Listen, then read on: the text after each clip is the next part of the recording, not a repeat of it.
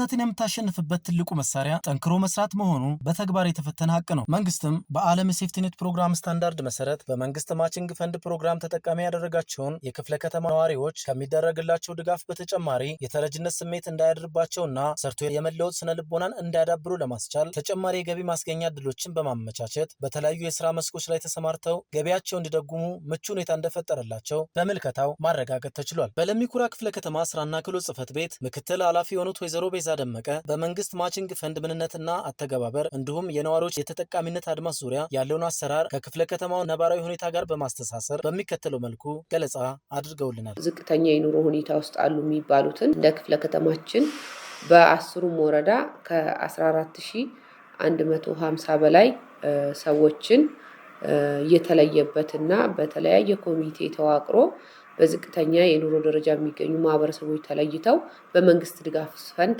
የሚጠቀሙ ናቸውና ይሄ በእርዳታም ሳይሆን መንግስት በራሱ በጀት ድጋፍ የሚሰጠው ነው። እነኚህ ሰሪ ኃይሎች ናቸው።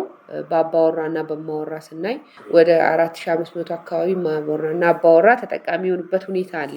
በፕሮግራሙ ተጠቃሚ የተደረጉት አነስተኛ ገቢ ያላቸው ነዋሪዎች እንደሆኑ የገለጹት ወይዘሮ ቤዛ ደመቀ ተጠቃሚዎች አንድም የተረጅነት ስሜት እንዳያድርባቸው፣ በሌላ በኩል ደግሞ ጠንካራ የስራ ባህልን በማዳበር ተጨማሪ ገቢ እንዲያገኙ በማድረግ በቀን ለ4 ሰዓት ያህል በተመቻቹላቸው የስራ ዘርፎች ላይ እየሰሩ ኑሯቸውን እንደሚደጉሙም ተናግረዋል። እንግዲህ ስናይ እነኚህ ሰዎች ምንድነው የሚሰሩት? ምንድነው የሚያደርጉት? ያው የተረጅነት ባህልን እንዳይለማመዱት የአካባቢ ስራዎች እንዲሰሩ ከመለየት አንፃር ከጠዋቱ 12 ሰዓት እስከ ጠዋቱ 4 ሰዓት ድረስ በቀን 4 ሰዓት የስራ ሰዓት ተለይቶላቸው የሚሰሩበት ስራ ተመቻችቶ ወደ ስራ የተገባበት ሁኔታ ነው ያለው። ከዛ አንፃር ስናይ በከተማ ግብርና በወንዝ ተፋሰሶች ላይ በደረቅ ቆሻሻ በግብርናና በሌሎች ስራዎችም እንዲሰሩ የተደረገበት ሁኔታ አለ።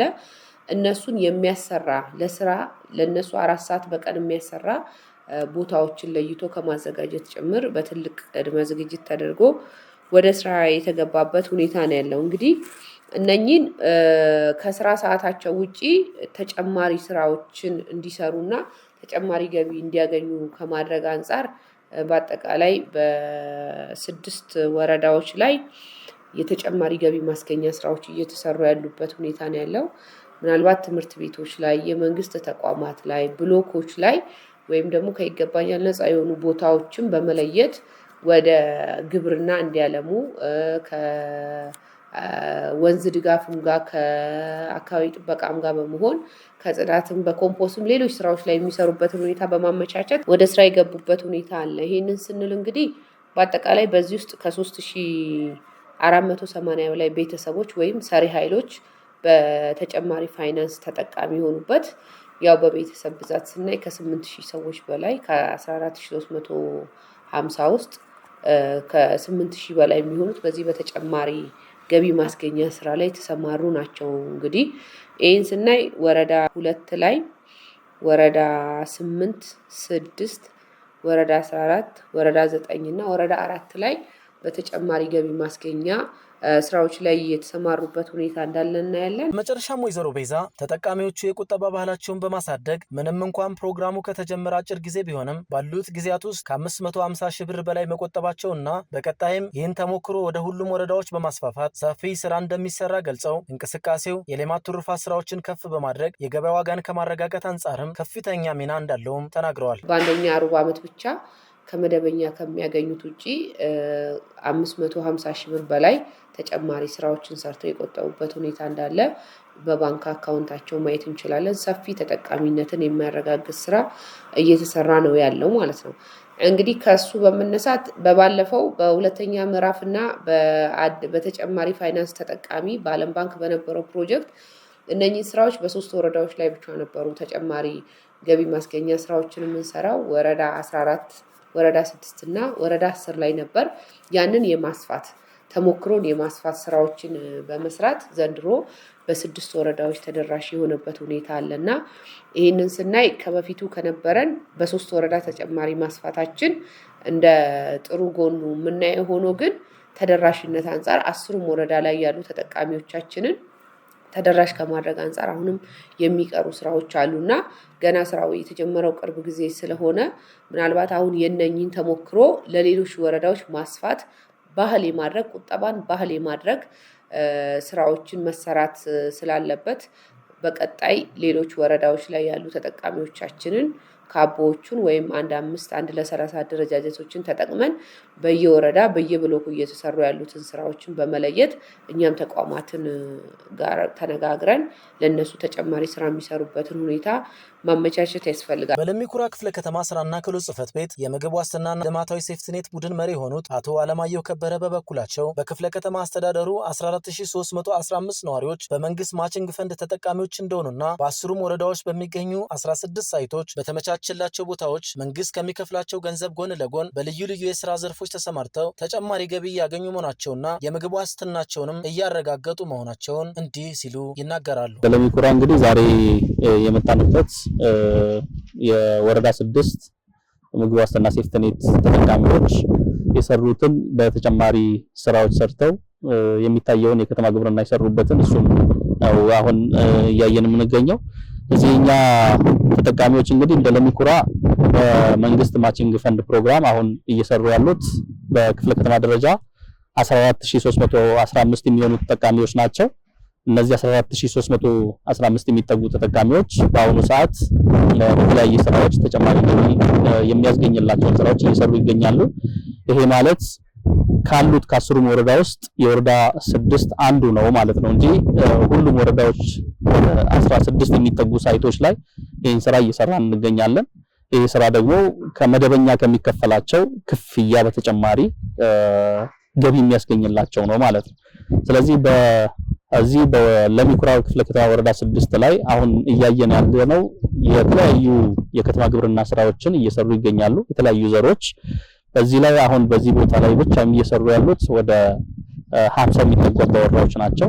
ከዚህ ውስጥ አብዛኛው የሚባል ደረጃ ሴቶች ናቸው እየሰሩ ያሉት። ይሄም ሴቶች ማምረት እንደሚችሉ ከተረጂነት ወጥተው አምራች መሆን እንደሚችሉ የሚያመላክት እንደመሆኑ መጠን ፕሮጀክቱ ምን ያህል ውጤታማ የሆነ እንዳለ ማሳያ አንዱ በዚህ ወረዳ ላይ እየተሰራ ያለው የከተማ ግብርና ስራዎች አንዱ ማሳያ ነው ማለት ነው።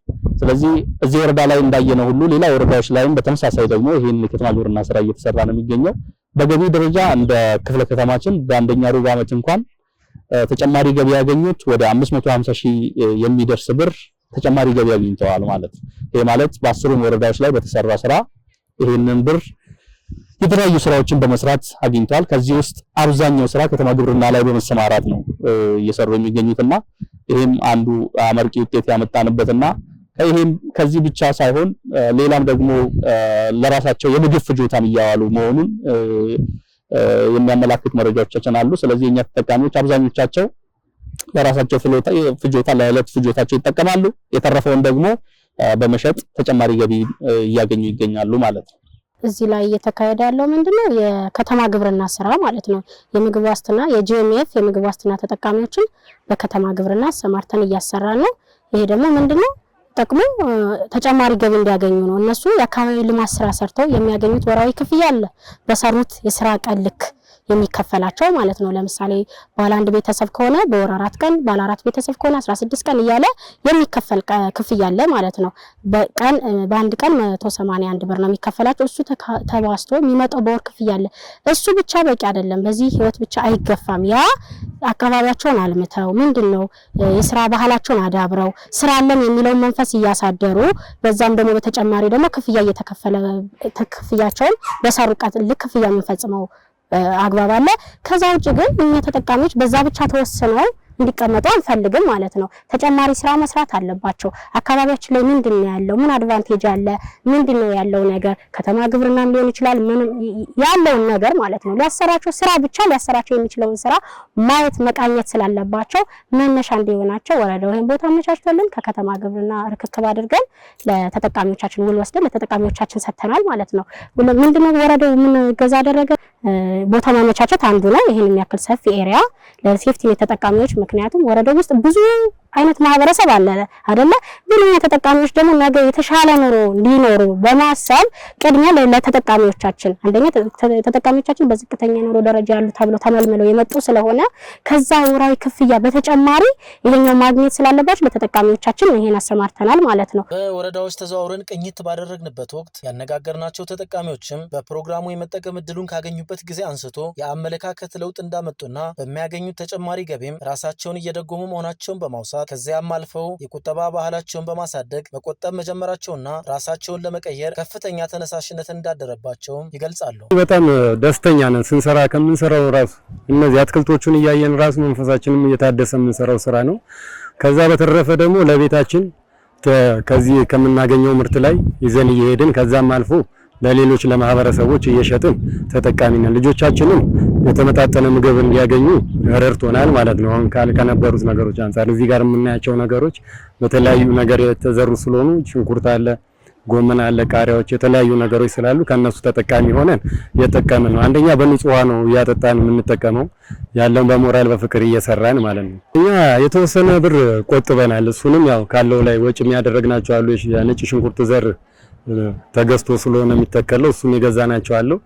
ትርፋማ ነን። ከ14000 15500 ብር 15000 ምናምን ብር ቆጥበናል። በዛ መንገድ ነው ያለነው። ወደፊት የተሻለ ነው ሀሳባችን። በዚህ ብቻ የመቆም አይደለም። እንደ ጋራ በሌላ ምርቶች በዶሮ እርባታም ሊሆን ይችላል፣ በከብት እርባታም ቢሆን ከዚህ ከምናገኘው ጥቅም ተነስተን በቆጠብነው ገንዘብ በዛ ውስጥ ተሳትፈን ሌላ ስራ ለመስራት እንደ ማህበር እንደ ጓደኛም ተዘጋጅተን ነው ያለነው። ማንኛውም ሰው ምንም ነገር ሰርቶ መኖር እንደሚችል እዚህ ባለው ነገር ላይ ተምሬበታለሁ። ለምን ከምንም ነገር ሰው ስራን ሲንቅ ነው ብዙ ነገሮች የሚያመልጡትና ከትንሽ ተነስቶ የተሻለ ደረጃ ላይ መድረስ እንደሚቻል አውቄበታለሁ። በምናቀርበት ጎመን እናቀርባለን፣ ቃሪያ፣ ቲማቲም። አሁን ቲማቲም ክረምት ይሸጥ ነበር የከረምነው። ቆስጣ፣ ይሄ ጥቁር ጎመን እንደምታዩት፣ ቀይ ሽንኩርት ደግሞ አሁን በበጋ የዘራውን ደርሶ እሱን ተከፋፍለን ለሁሉም በገበያም አውጥተናል፣ ሸጠናል። ያው እዚህ ጋር ጎመን፣ ቀይ ስር እየተጠቀምን ነው። ከክረምት በፊት አንድ ወር ጀምረን እየተጠቀምን ያለነው። ያው እስካሁን ወደ ሽያጭ እንትን አላልንም። ያው ራሳችን እየወሰድን ነው እየተጠቀምን። አሁን ለሶስት ሰው መድበን እንትን ለወደፊቱ እንትን አካውንት ከፍተው ብር እያሰባሰብን ያለነው። ያው እንደዛ አድርገን ከዚህ በኋላ እየሸጥን ወደ ማጠራቀሙና የሆነ ችግር ሲያጋጥመው ከ1 ለ30 ውስጥ እንደዛ ለማድረግ ያስፈልጋል።